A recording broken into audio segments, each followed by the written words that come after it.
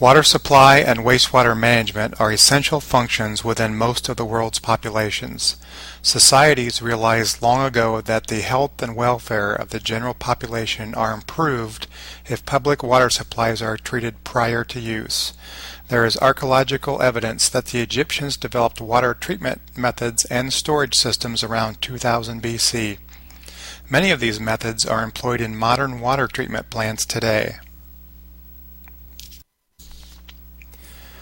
Today, almost all commercial, industrial, or residential structures must have a water supply.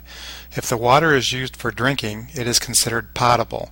Water is also used for such things as bathing, toilets, cleaning, food preparation, cooling, fire protection, and industrial processes. Civil engineers are responsible for designing systems that provide a reliable and clean water supply. They are also the professionals that design systems that collect and manage wastewater. The water supply that we depend on for our daily activities comes from either groundwater or surface sources. A groundwater source consists of an aquifer which is made of porous rock or soil material. Groundwater fills the space between soil particles or within fractures and cavities in rock. After wells are constructed into the aquifer, pumps are used to remove the water. In fact, groundwater is the primary source of drinking water in the United States. The other major source of water is from surface locations, such as lakes, reservoirs, or rivers. Rivers can be dammed to create a reservoir, which is essentially a human-made lake. The reservoir stores water during portions of the year with snowmelt and/or heavy rainfall so that water users have a dependable supply throughout the year.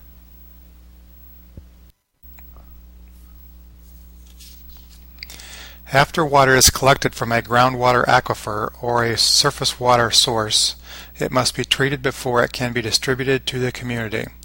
The size of the water treatment plant and the types of treatment processes employed depend upon the level of water demand and water quality of the source. Typically, groundwater requires less treatment to meet drinking water standards because surface water has more contact with both natural and human-made pollutant sources. This is also why many private wells do not require any treatment before use as drinking water. After the water has been treated, it is pumped to storage tanks. Storage tanks serve two purposes. First, they make it possible to store potable water and not have to modify treatment plants for high demand periods. Secondly, the storage of the water in higher elevation tanks adds the pressure needed to complete the system. Water pressure is measured in pounds per square inch, or PSI, and for calculation purposes, 1 PSI equals 2.31 feet of water. Average water pressure typically found in a residence when you use a faucet is between 35 and 50 PSI. Water pressure for commercial and industrial applications can be much higher.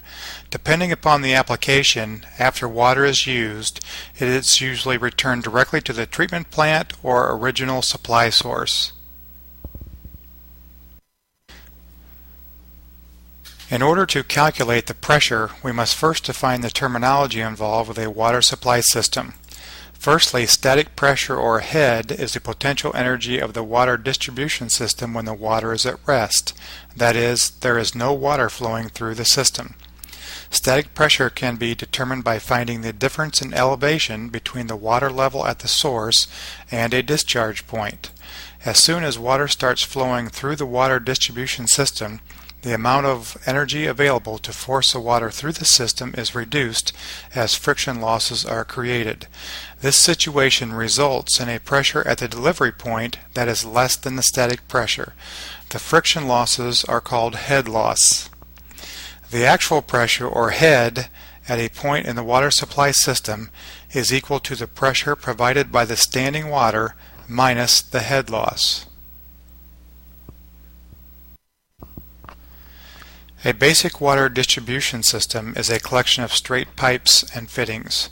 The straight pipe is typically 8 inches or greater in diameter and made of ductile iron. The fittings include components such as elbows, T's, crosses, reducers, and valves. There are several methods to estimate head loss in a system. The Hazen-Williams method and equivalent length approach will be introduced in this tutorial. In this formula, HF is head loss due to friction expressed in feet. This is calculated to determine how much pressure will be lost between a water source and point of use. L is the length of pipe in feet. This includes straight pipe as well as fittings. Q is the flow rate of water through the pipe in gallons per minute, or GPM.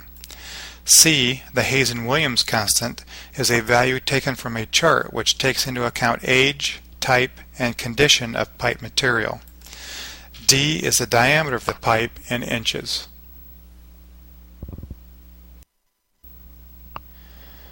Take a minute to read the water supply problem.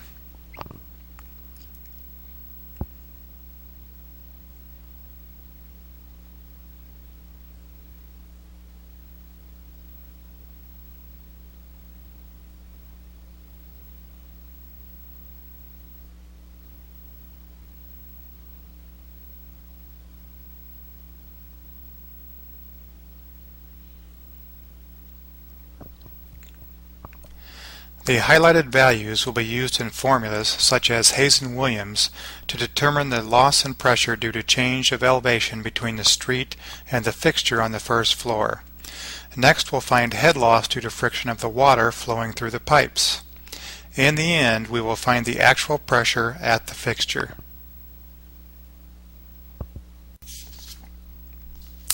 For the first part of the problem, we'll determine loss in pressure due to change in elevation between the street and the fixture on the first floor. This is done by finding the difference between the elevations. First, we'll substitute the elevations in the equation and subtract. This value can then be converted to pressure in pounds per square inch, or PSI, by dividing the elevation change by 2.31. This pressure loss will be used at the end of the lesson to find the actual pressure at the fixture. The second part of the problem is to determine losses due to friction in the pipes. We'll start by finding the total length of 3/4 inch pipe, which is the sum of the straight pipe and fittings. We'll add the length of straight 3/4 inch pipe to the equivalent length of the 5 90-degree elbows. Remember, each fitting is equal to 4 feet, and values can be determined from pipe charts. These two values added together give us the equivalent length for the 3/4 inch pipe. Next, we'll use the Hazen-Williams formula to find the head loss due to friction in the total length of 3/4 inch copper pipe. Substitute the equivalent length of 3/4 inch pipe and gallons per minute of water flow into the top line of the formula. Put the Hazen-Williams constant and pipe diameter into the bottom line and solve. This gives us the head loss for the 3/4 inch pipe. We'll use the given information with the Hazen-Williams formula again to find the friction losses in the total length of the 3-inch copper pipe. Put the length of the straight 3-inch pipe and rate of water flow in the top line, and the Hazen-Williams constant and diameter in the bottom line, and solve. This gives us the losses due to friction in the 3-inch pipe. The head loss for the entire section of pipe can be found by summing the head loss from each size of pipe. First, we'll insert the numbers from each calculation and add these together to get the total head loss in feet for the entire section. Then we'll convert the head loss length to pounds per square inch, or PSI, by dividing the total head loss by 2.31. This value will be used along with losses from elevation change to determine actual pressure at the fixture.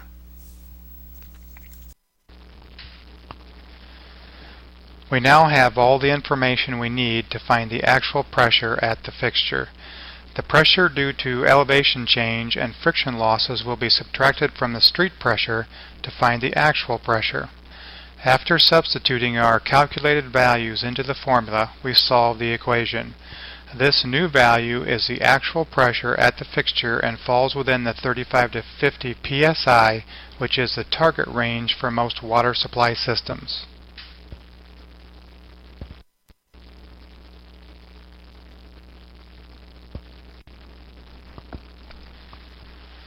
I would like to thank you for joining me for this lesson on water supply.